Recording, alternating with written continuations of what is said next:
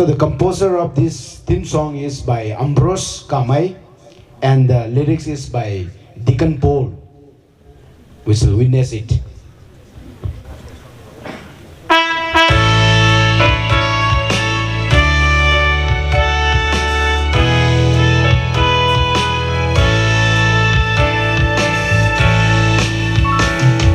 Hey, Aniu ngam puilu, Ching nzang guai khou Kagaeng he, Raguangh ngamta, Aniu zaithao na suan dikho,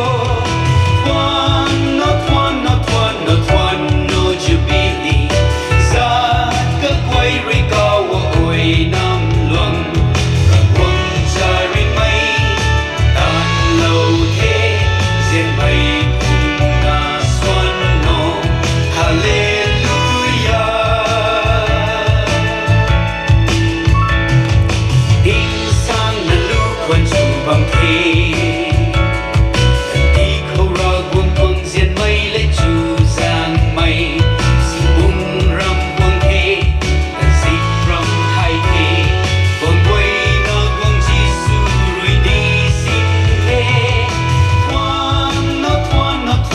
thuan no Jubilee, Zaat kaguai Oinamlong, Raguangh charin Zian phung na suan no Halleluiah.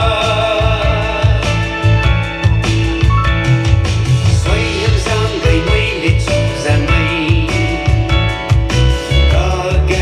le Kagaeng Oinamlong khou, thuan-pui Raguangh Aram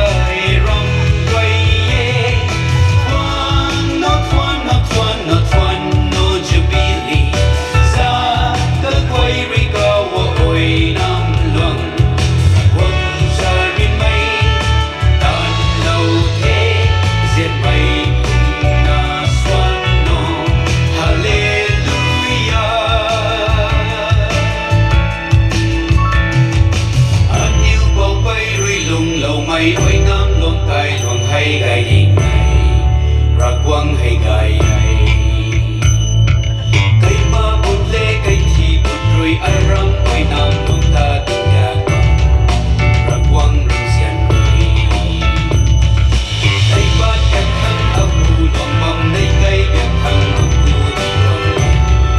Raguangh